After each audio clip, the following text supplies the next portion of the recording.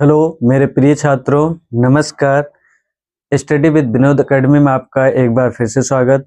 साथियों, आज हम आपको पढ़ाएंगे कक्षा 10 गणित का महत्वपूर्ण सूत्र।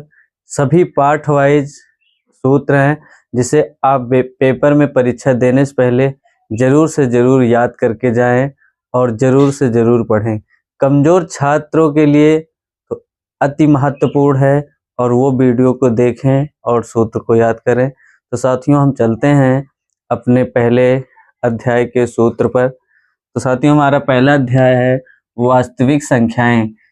इसमें एक ही फार्मूला है, उसको बदल बदल कर हम कई प्रकार से देख सकते हैं। तो साथियों, हमारा फार्मूला है पहली संख्या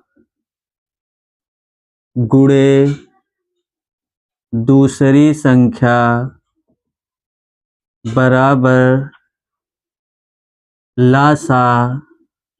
तो लासा को साथियों हम लिख सकते हैं एलसीएम गुणे मासा ब्रैकेट में EHCF। साथियों, ये हमारा मेन फार्मूला है। अगर हमें पहली संख्या निकालनी है और सभी चीजें दी गई हैं तो हम लिख सकते हैं इसको पहली संख्या बराबर लासा गुणे मासा, और बटे में गुणा है, दूसरी संख्या दूसरी तरफ जाएगा साथियों तो हो जाएगा भाग, तो बटे में आ जाएगा दूसरी संख्या। इससे भी हम पहली संख्या निकाल सकते हैं। और अगर हमें दूसरी संख्या निकालनी है तो साथियों हम इस सूत्र को इस प्रकार से भी लिख सकते हैं, दूसरी संख्या बराबर लासा गुणे मासा और बटे में पहली संख्या। और साथियों, अगर हमें लासा निकालना हो तो क्या कैसे करेंगे, तो हो जाएगा साथियों पहली संख्या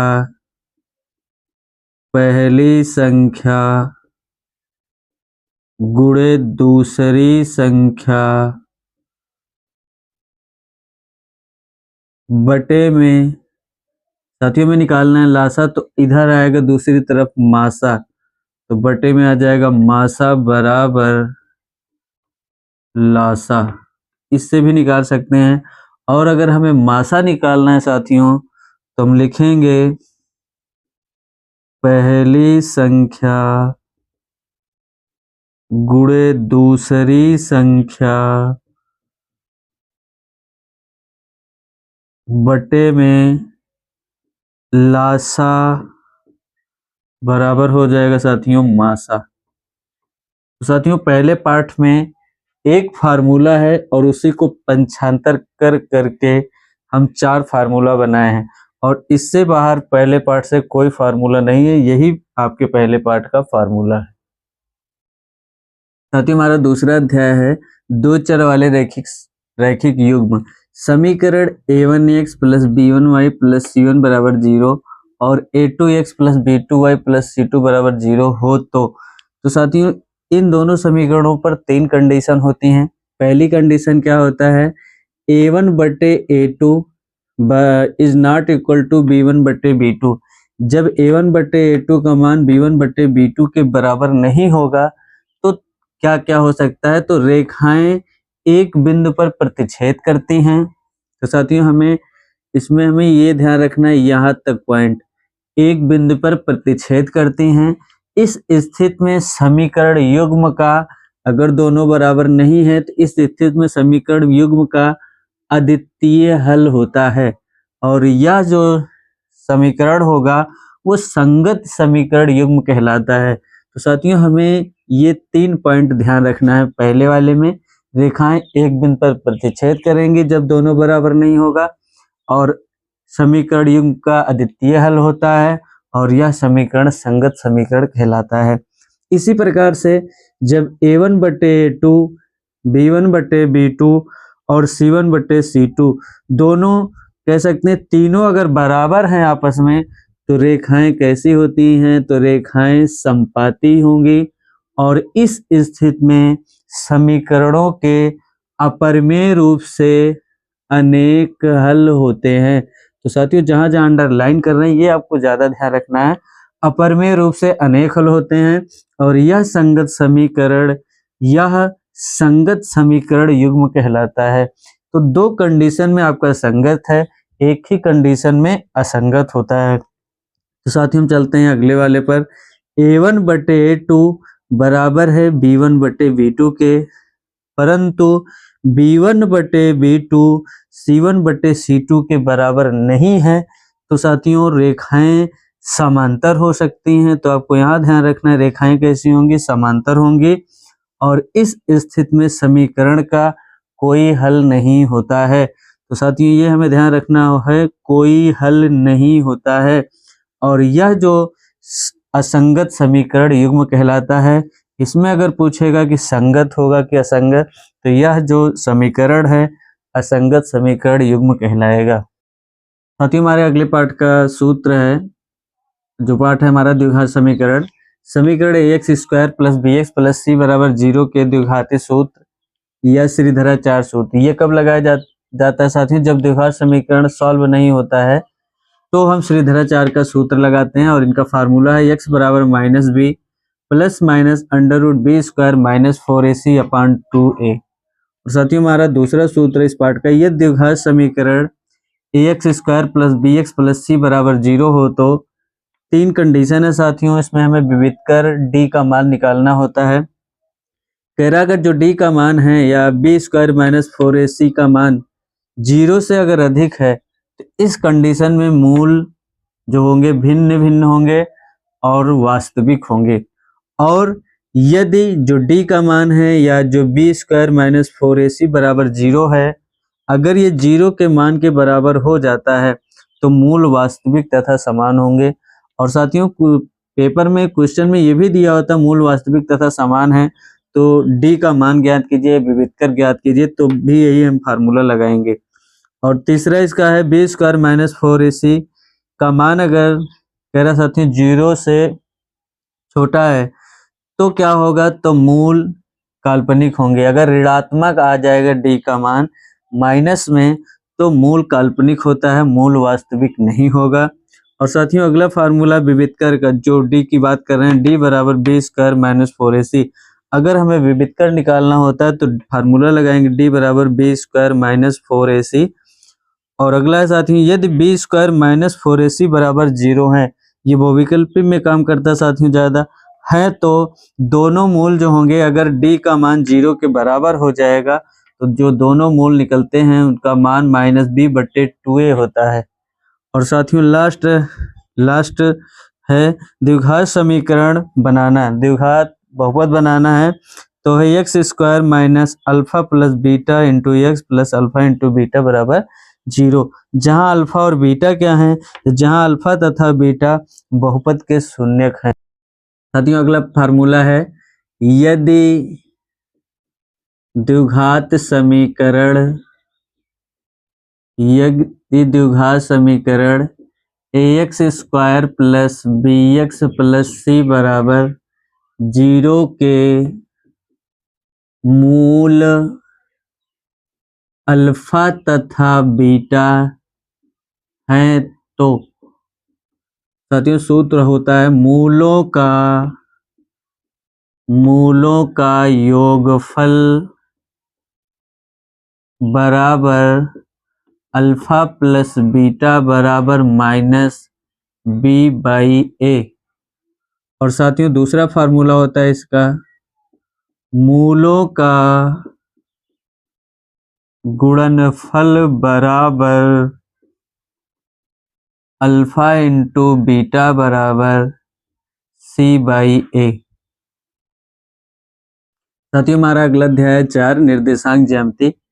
इसमें जो फार्मूला है वो बहुत इंपॉर्टेंट है। तो देखिएगा साथियों, दो बिंदु P x1 y1 और Q x2 y2 के बीच की दूरी, अगर हमसे बीच की दूरी पूछा है तो फार्मूला होगा बीच की दूरी का स्मॉल d बराबर √x2 - x1 का whole square plus y2 - y1 का होल स्क्वायर। तो साथियों में दूसरा फार्मूला है बिंदु P x y की मूल बिंदु से दूरी, अगर किसी भी बिंदु की मूल बिंदु से दूरी पूछेगा तो हम डायरेक्ट फार्मूला लगा सकते हैं साथियों, under root x2 plus x2 मतलब x square plus y square, या हम कह सकते हैं under root x square plus y square.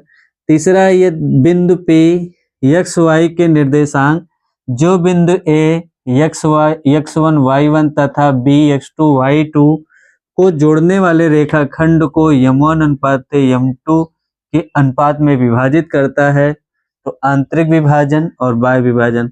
तो साथियों इसमें दो फार्मूला होता है, अगर अंतः विभाजित करता है या आंतरिक विभाजन करता है तो फार्मूला होता है एक्स वाई बराबर m1 x2 plus m2 x1 बटे m1 प्लस m2, और इसमें होगा m1 y2 plus m2 y1 बटे m1 प्लस m2।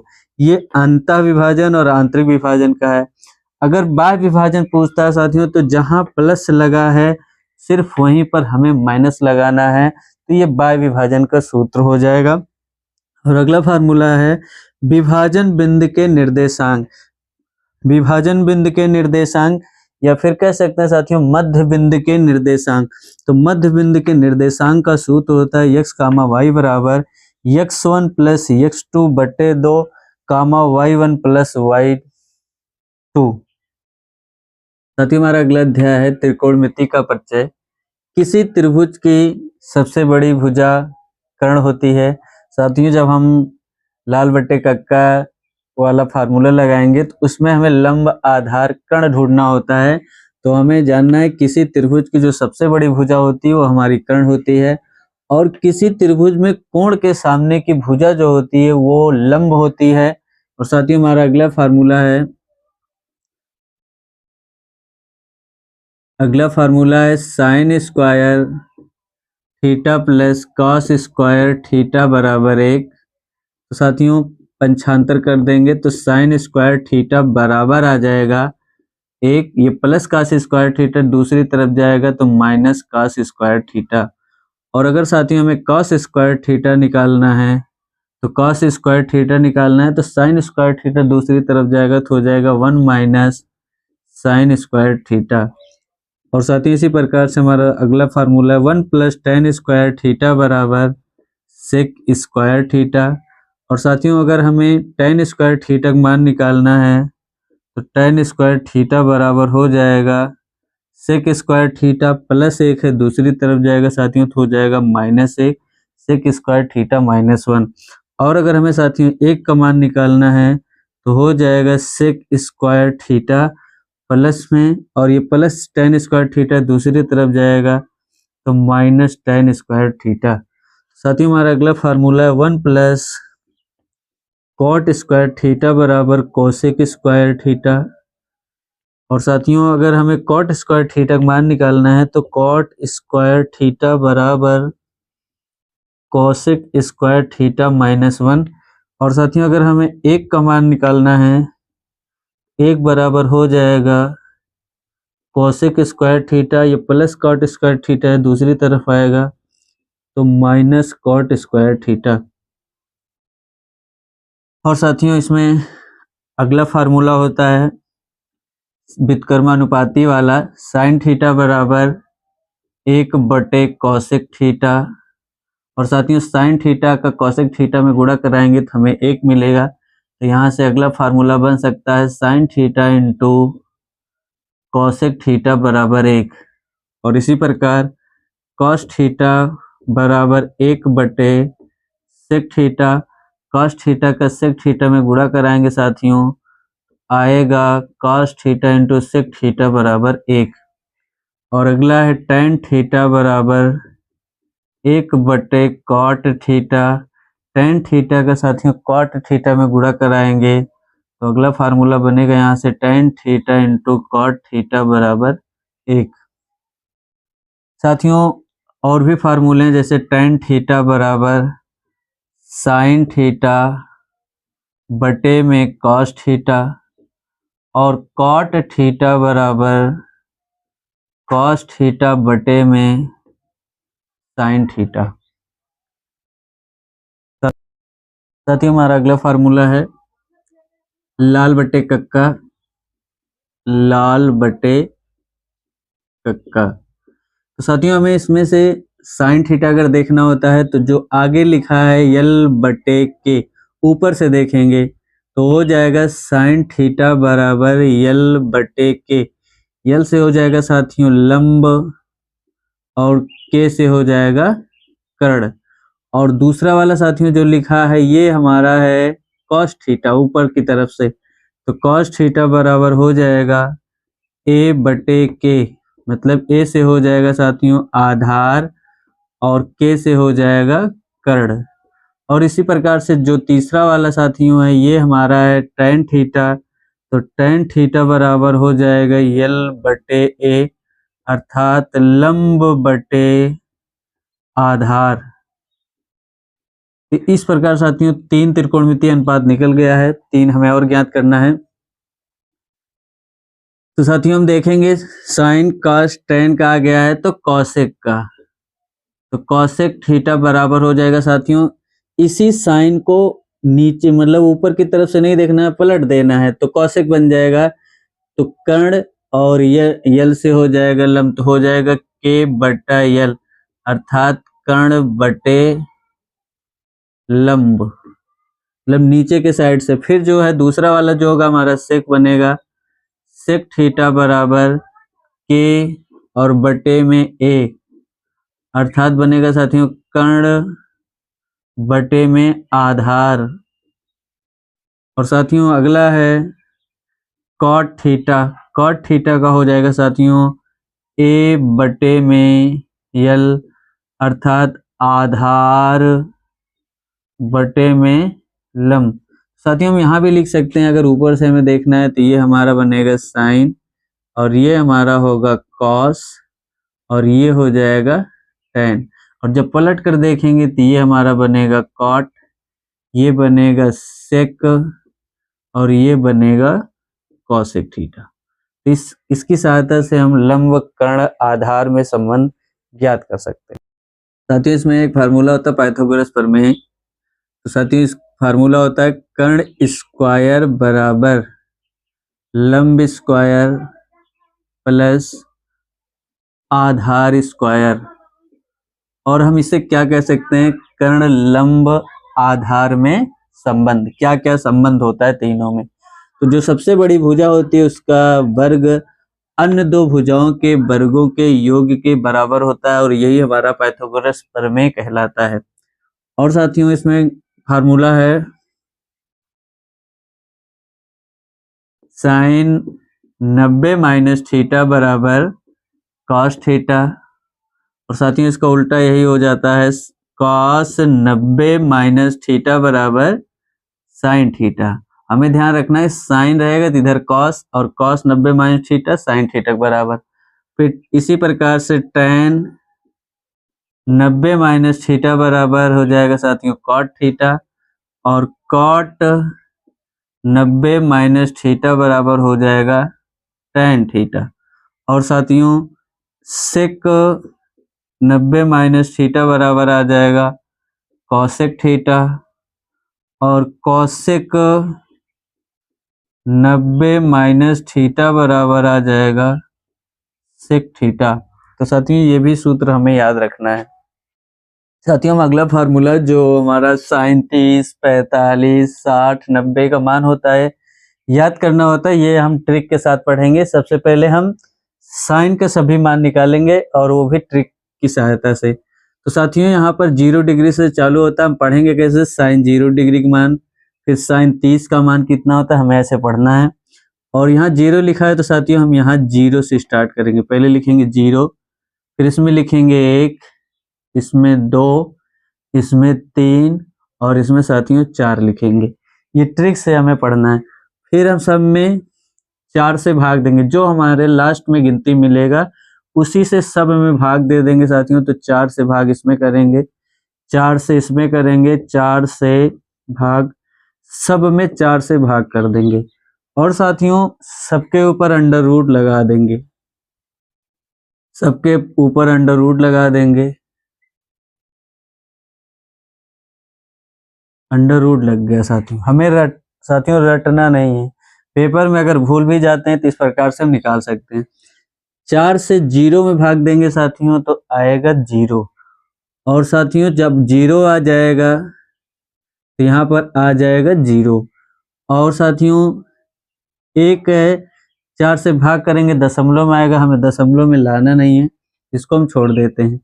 अब यहाँ साथियों 2 से 4 कैंसिल हो जाएगा, आ जाएगा 2 दूना 4, मतलब यहाँ आ जाएगा 1 और नीचे पर आ जाएगा 2, और ये भी नहीं कटेगा। और साथियों लास्ट वाला कटा है, 4 से 4 कैंसिल हो जाएगा, तो यहाँ साथियों आ जाएगा ऊपर नीचे, या फिर कह सकते हैं 1/1। और साथियों 1 से भाग करेंगे तो आएगा यहाँ पर 1 ही आएगा, तो आ जाएगा 1। अब साथियों सबका हम अंडर रूट लेंगे, देखेंगे किसका किसका बनता है। 0 का अंडर रूट है तो इसका वर्गमूल 0 ही हो जाएगा, तो साइन 0 का मान 0 आ गया। तो साथियों 1 का भी वर्गमूल 1 ही होता है, तो इसका भी अंडर रूट हट जाएगा। और 4 का वर्गमूल साथियों होता है 2, इसका भी अंडर रूट हट जाएगा, इस प्रकार आ जाएगा 1/2। तो साइन 30 डिग्री का मान हो जाएगा 1/2। इस प्रकार से हम इस पर आएंगे अगले वाले 45 पर। तो 1 का वर्गमूल साथियों 1 होता है, लेकिन साथियों अंडर रूट 2 का वर्गमूल नहीं बनता है, तो साइन 45 डिग्री का मान आ जाएगा 1/√2। और साथियों अगले वाले पे चलते हैं, तो √3 का वर्गमूल नहीं बनेगा, जबकि 4 का बन रहा साथियों, 4 का हो जाएगा 2, तो यहाँ पर आ जाएगा साथियों अंडर√3/2। और 1 का वर्गमूल साथियों 1 ही होता है, तो ये भी हमारा आ जाएगा साइन 90 का मान 1। तो हमारा साथियों साइन 0 का मान 0, 30 का मान साइन 30 का मान 1/2, साइन 45 का मान 1/√2, और साइन 60 अंश का मान अंडर√3/2, और साइन 90 का मान 1। इस प्रकार साथियों साइन का मान सब ज्ञात हो गया। अगर हमें कॉस का इसी प्रकार से निकालना होगा साथियों, तो हम पीछे से एक एक उठाकर रखते आएंगे तो कॉस का मान हमें मिल जाएगा। तो पीछे सबसे लिखा साथियों 1, तो इस डिब्बे में 1 लिख देंगे, और अगला वाला है अंडर√3/2, अंडर√3/2, और ये 1/√2 इसमें आ जाएगा, और ये वाला 1/2 साथियों यहाँ पर आ जाएगा, और ये 0 यहाँ पर पहुंच जाएगा। इस प्रकार हमारा साइन का मान कॉस का मान दोनों आ गया। और साथियों अब आ गया tan का मान कैसे निकालेंगे। साइन बटे कॉस होता है tan, तो साथियों हम 0 साइन में कॉस से भाग दे देंगे, 0 में साथियों जब 1 से भाग देंगे तो यहाँ पर आ जाएगा 0। अब साथियों 1/2 में √3/2 से भाग देंगे तो 2 से 2 कैंसिल हो जाएगा, और √3 और 1 और बट्टे में √3 बचेगा साथियों, तो आ जाएगा इसमें 1/√3। और जब 1/√2 से 1/√2 में भाग होगा, या 1/√2 में 1/√2 से भाग करेंगे साथियों, पूरा 1 से 1 कट जाएगा, √2 से √2 कट जाएगा, तो 1 बचेगा, तो इसका मान 1 आ जाएगा। और साथियों अंडर√3/2 में जब 1/2 से भाग करेंगे, 2 से 2 कट जाएगा और सिर्फ √3 आ जाएगा। और साथियों अगर 1 में 0 से भाग करेंगे तो यहाँ पर साथियों अपरिभाषित होता है, अर्थात इसका मान अनंत हो जाएगा। अब साथियों जो हमें साइन कॉस tan का मान मिल गया है, तो इसी को पलट देंगे, हमें कॉट सेक कोसेक का भी मान मिल जाएगा। कॉट का मान tan का उल्टा वाला होता है। अगर यहाँ 0 लिखा साथियों तो यहाँ हो जाएगा अपरिभाषित। 1/√3 है तो साथियों इसमें हो जाएगा √3। 1 को उल्टा करेंगे फिर भी 1 ही रहेगा साथियों, और √3 को पलटेंगे तो आ जाएगा 1/√3, और अगर अनंत है तो यहाँ पर साथियों हो जाएगा 0। और सेक 0, तो सेक का मान देखना साथियों में कॉस को देखेंगे, यहाँ 1 लिखा है तो यहाँ भी 1 हो जाएगा। √3/2 है तो 2/√3 आ जाएगा, और साथियों 1/√2 है तो √2 हो जाएगा, और यहाँ 1/2 है तो 2 हो जाएगा, और यहाँ 0 लिखा है साथियों तो 0 का उल्टा होता है अनंत, तो यहाँ पर अनंत आ जाएगा। और साथियों कोसेक है, यहाँ 0 है तो 0 का उल्टा अनंत हो जाएगा, या अपरिभाषित कह सकते हैं। 1/2 का 2 हो जाएगा, और यहाँ अंडर√2 2/√3, और साथियों 1 का विपरीत करेंगे या 1 को पलटेंगे तो 1 ही होगा। तो साथियों इस प्रकार से हम sine cos tan cot sec cosec का मान आसानी से याद कर सकते हैं। साथ ही हमारा अगला अध्याय है वृत्त से संबंधित क्षेत्रफल। वृत्त की परिधि C बराबर होता है 2 पाई आर। 2 पाई आर का मतलब साथियों ये पूरा वृत्त है आधा। ये अगर इतने का पूछा जाएगा तो बताएंगे पाई आर, और अगर नीचे की साइड से पूछा जाएगा इतने का तो ये है पाई आर। तो पाई आर मिलकर 2 पाई आर हो जाता है। वृत्त का क्षेत्रफल ये बराबर होगा पाई आर स्क्वायर। अर्धवृत्त का क्षेत्रफल साथियों, तो पाई आर स्क्वायर को हम 2 से भाग कर देंगे तो अर्धवृत्त का क्षेत्रफल बन जाएगा।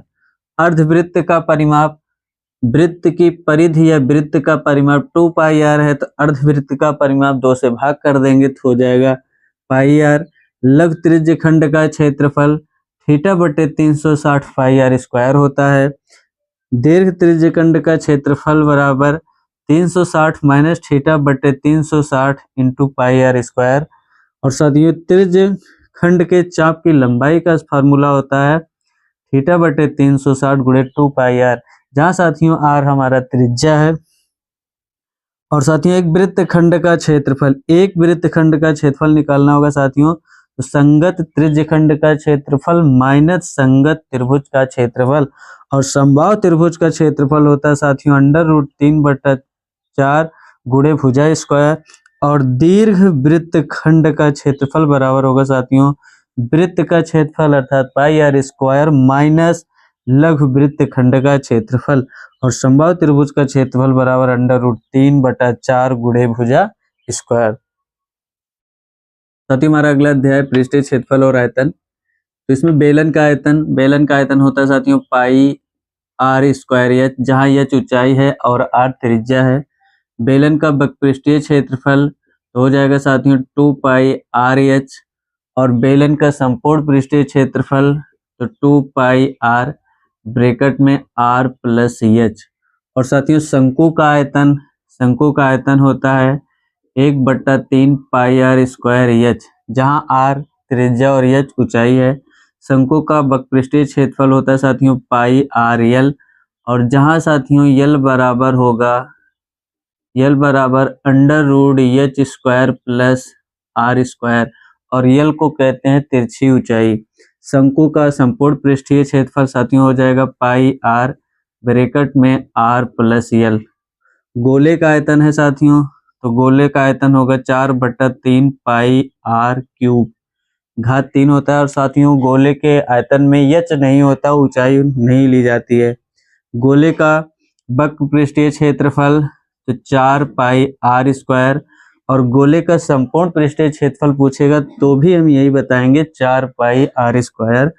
अर्धगोले का आयतन होता है साथियों 2/3 पाई आर क्यूब, इसमें भी ऊंचाई नहीं ली जाती है। अर्धगोले का बकपृष्ठीय क्षेत्रफल हो जाएगा साथियों 2 पाई आर स्क्वायर। और साथियों अर्धगोले का संपूर्ण पृष्ठीय क्षेत्रफल तो एक और पाई आर स्क्वायर जुड़ जाएगा, हो जाएगा 3 पाई आर स्क्वायर। तो साथियों ये फार्मूला हमें ज्यादा ध्यान देना है, क्योंकि बच्चे इसमें गलतियां करते हैं। जब बक पृष्ठीय कहेगा तो 2 पाई आर स्क्वायर, और जब संपूर्ण पृष्ठीय कहेगा तो 3 पाई आर स्क्वायर होता है। घन का आयतन है साथियों, तो घन का आयतन होता है भुजा की घात 3, और ए हमारी जहाँ ए क्या है, ए है साथियों भुजा। और घन का बकपृष्ठीय क्षेत्रफल तो होता है साथियों 6 गुणे भुजा स्क्वायर, 6a स्क्वायर। और घनाभ का आयतन होता है साथियों यल गुणे बी गुणे एच, लंबाई जहाँ यल लंबाई है, बी चौड़ाई है और एच ऊंचाई या मोटाई है। और घनाभ का पृष्ठीय क्षेत्रफल निकालना साथियों तो 2 L B plus B H plus H L. तो इस प्रकार साथियों पृष्ठीय क्षेत्रफल और आयतन का फार्मूला संपूर्ण हुआ। साथियों हमारा अगला अध्याय है समांतर श्रेणी। समांतर श्रेणी के पदों का क्रम, जैसे उसमें पूछता है 4 पद 3 पद बताइए। A1 जो हमारा पहला पद होता है वो हमारा A1 है, और A2 बराबर होगा A प्लस डी, A3 बराबर A प्लस 2D। मतलब जो यहाँ पर 3 लिखा है तो यहाँ पर साथियों एक कम लिखा रहेगा। अगर A4 कहेगा तो A प्लस 3D, जहाँ A क्या है प्रथम पद है और D क्या है सार्वंतर है। सार्वंतर निकालेंगे कैसे साथियों, तो दूसरे पद में से पहला पद घटाया जाता है, मतलब पीछे वाले में से उसके जस्ट आगे वाला घटा दिया जाता है। तो A2 माइनस A1 कर देंगे तो भी सर्वांतर आ जाएगा, या फिर A3 माइनस A2 कर देंगे तो भी सर्वांतर आ जाएगा। A4 में से A3 घटाएंगे तो भी सर्वांतर आ जाएगा। मतलब देखिए साथियों, 3 से पहले क्या आता है 4, 4 में से 3 को घटाएंगे तो हमारा सर्वांतर आ जाएगा। तो समांतर श्रेणी का व्यापक पद, तो साथियों ये व्यापक पद है साथियों, और ये सूत्र बहुत ही इंपॉर्टेंट है, यही पेपर में इसी पर सवाल ज्यादा पूछे जाते हैं। तो हमें याद रखना है an बराबर a plus n minus 1 into D, जहाँ an क्या है अंतिम पद है, n क्या है साथियों पदों की संख्या है, a क्या है प्रथम पद है जो सबसे पहले श्रेणी में मिलेगा, और d क्या है सार्वंतर है। AP के n पदों का योग, अगर योग पूछ रहा है तो Sn बराबर होता है n by 2a plus n minus 1 into D. एक फार्मूला और होता है साथी Sn बराबर n by 2a plus an, और an के स्थान पर साथियों हम यल लिख सकते हैं जिसे हम अंतिम पद कहते हैं। जहां साथियों अगला है, जब AP में अंतिम पद से यनवा पद निकालना हो तब कौन सा फार्मूला लगाएंगे, तो यनवा पद बराबर होता है an minus n minus 1 into D. और साथियों यहाँ पर हम यल भी लिख सकते हैं, यनवा पद बराबर small L minus n minus 1 into D. और अगला फार्मूला है n धन पूर्णांकों का योग, Sn बराबर n प्लस 1 बाई 2। साथियों हमारा अगला अध्याय सांख्यिकी, इसका फार्मूला देखते हैं। जब आंकड़े अवर्गीकृत हो अर्थात वर्गांतराल न दिया हो तब क्या कौन सा फार्मूला लगाएंगे। साथियों जब वर्गांतराल नहीं दिया होता है तो समांतर माध्य बराबर पदों का योग बटे पदों की संख्या होती है। और जब आंकड़े वर्गीकृत हो अर्थात वर्गांतराल दिया हो तब कैसे निकालेंगे, तो 3 मेथड होता है, इसकी 3 विधि है। एक प्रत्यक्ष विधि है, दूसरा कल्पित माध्य विधि है, और तीसरा पग विचलन विधि है। तो साथियों सबसे इंपॉर्टेंट है इसमें प्रत्यक्ष विधि, जिससे ज्यादातर सवाल इसी से लगाए जाते हैं। समांतर माध्य, और ये आसान विधि भी है, इन तीनों में सबसे आसान प्रत्यक्ष विधि है। तो समांतर माध्य बराबर सिग्मा एफ आई एक्स आई बटे सिग्मा एफ आई। सिग्मा साथियों क्यों लगाया जाता है, तो ये सिग्मा समेशन मतलब सभी संख्याओं का योग। कल्पित माध्य विधि में समांतर माध्य बराबर a plus sigma F I D I बटे सिग्मा एफ आई, जहाँ एफ आई बारंबारता है और डी आई विचलन है, और ए जो है मध्य बिंदु में जो मध्य में होता है सबसे बीच में लिया जाता है वैल्यू, वो है ए का ए वही होगा। और पग विचलन विधि, समांतर माध्य बराबर a plus sigma F I U I बटे सिग्मा एफ आई गुणे एच साथियों वर्ग माप होता है इसमें। और कभी कभी साथियों बहुविकल्पी में पूछता है वर्ग चिन्ह बताइए, 4 ऑप्शन दिया रहता है। तो ऊपरी वर्ग सीमा प्लस निचली वर्ग सीमा, दोनों वर्ग सीमाओं को जोड़कर 2 से भाग कर देंगे तो हमारा वर्ग चिन्ह निकल आता है। और साथियों हमें माध्यक या माध्यिका ज्ञात करना है। जब आंकड़े अवर्गीकृत हो अर्थात वर्गांतराल ना दिया हो तो 2 कंडीशन होता है साथियों इसमें। पदों की संख्या अगर विषम है तो m बराबर n प्लस 1 बाई 2वां पद लगेगा। और साथियों जब पदों की संख्या सम हो जाए तब हम लगाएंगे m बराबर n बाई 2वां पद प्लस n बाई 2 प्लस 1वां पद, और पूरे का बटे साथियों हो जाएगा। साथियों हमारा अगला फार्मूला है माध्यक ज्ञात करना। जब आंकड़े वर्गीकृत हो अर्थात वर्गांतराल दिया हो तो माध्यक m बराबर हो जाएगा l plus n by 2 minus cf बटे f गुणे h। साथियों हमें जानना है कि ये जो फार्मूला है इसमें कौन क्या क्या है। तो जहां यल जो है माध्यिका वर्ग की निम्न सीमा, 2 सीमा होती है, उच्च सीमा और निम्न सीमा, तो निम्न सीमा लेना है। जो एफ है ये बारंबारता है, और सीएफ जो है साथियों ये संचयी बारंबारता है। यन का मान जो है बारंबारता जो पद होते हैं उनका योग, और एच जो है ये वर्ग की माप है। साथियों हमारा अगला है बहुलक ज्ञात करना है। जब आंकड़े वर्गीकृत हो अर्थात वर्गांतराल दिया हो तब बहुलक बराबर होगा l plus f1 minus f0 या f0 बटे 2 f1 minus f0 minus f2 गुणे h। तो साथियों जहां l बराबर होता है बहुलक वर्ग की निम्न सीमा, f1 क्या है तो बहुलक वर्ग की बारंबारता है, और f0 तो तो बहुलक वर्ग से ठीक पहले की बारंबारता, और जो F2 होता है वो बहुलक वर्ग के बाद की बारंबारता है, और H जो है वर्ग माप है।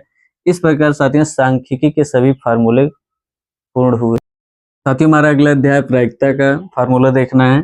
किसी घटना के घटित होने की प्रायिकता, तो P घटना के घटित होने की प्रायिकता है बराबर अनुकूल घटना, मतलब कौन की जो घटना हम लेंगे वही लिखेंगे इसमें, अनुकूल घटना यानी, और बटे में कुल घटना NS। और साथियों अगला फार्मूला है किसी घटना के घटित होने की प्रायिकता और किसी घटना के ना घटित होने की प्रायिकता दोनों का योग 1 के बराबर होता है।